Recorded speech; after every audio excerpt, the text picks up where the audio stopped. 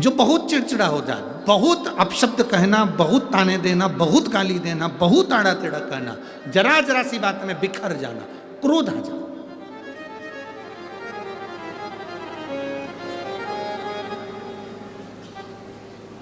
श्वेत पुष्प, सफेद पुष्प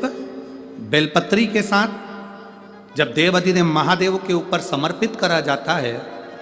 थोड़ी देर चढ़े रहने के बाद बेलपत्र और श्वेत पुष्प में से सफेद पुष्प उठाकर